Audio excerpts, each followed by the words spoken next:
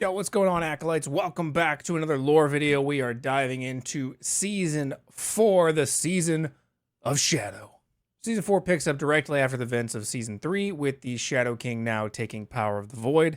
We're seeing the rise of the Shadow King, and the Grandmaster is now in chains.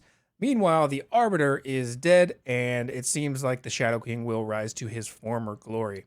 Opting to keep Elucia alive, he hopes that they will eventually come to see eye to eye and can rule the Void as a family. The Shadow King becomes quickly acquainted with the death matches and gets involved, putting his own spin on things. Gone are the days of mercy in the arena, as under the Shadow King's watch, even the victors die in a violent fashion. The season revolves around this new dynamic between the Grandmaster Elucia and the Shadow King, while meanwhile the Arbiter finds himself in a strange land full of green sand known as the Sands of Eternity. I won't dive much into those events because they are a crossover with our limited series Into the Mirror, so for a full recap you'll need to consult our other lore videos or the series itself. The important takeaway though is that through a series of events in the Sands of Eternity, the Arbiter is able to find his way to escape the land of the dead and return to the land of the living. It's upon his return, this is where our limited series Vythorn's Return begins, which is a major plot point in our Season 4.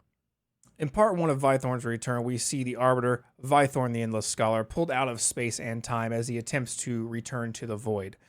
Finding himself in an eerie swamp, he boards a small boat and begins rowing in an attempt to make sense of this new predicament he finds himself in. As this happens, he is attacked by a sentient ooze that forms from the water of the swamp. Struggling in vain, he finally decides to let go and is consumed by this ooze, only to find himself surfacing and reappearing out of a new body of water, a lake, with an eerie house on the shore. The house is built around a large tree and the door is unlocked.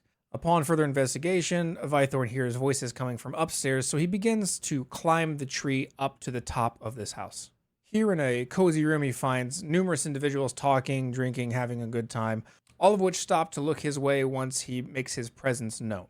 Things turn strange fairly quickly, as it seems that these people have been waiting for him in some fashion. Various characters and voices probe Vythorn and urge him to sit down and have a conversation. Annoyed and confused, which should be the title of the series, Vythorn eventually agrees, but things only become stranger from this point forward. These people, some resembling familiar faces, seem to know all about who he is and are keen to test his understanding of his own true nature. The most prominent figure, a woman named Philomena, or Phil, seeks for Vythorn to answer the questions of who he truly is and where he comes from.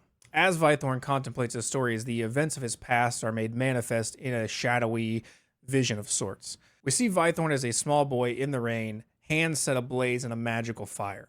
Behind him, there's a sight of a burning building and the sounds of screams from within. We're left to assume that Vythorn is somehow responsible for the death of his own family due to his inability to control his magical powers.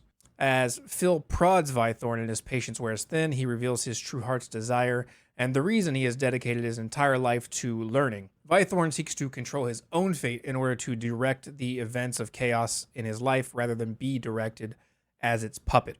Phil, who is very amused by this sentiment, and the rest of the onlookers begin to laugh as Phil reveals that she is in fact the god of fate and that all the others in the room are a part of her being.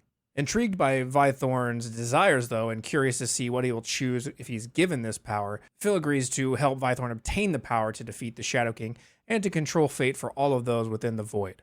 In order to accomplish this, Vythorn must obtain a tome known as Morir's Cataclysm.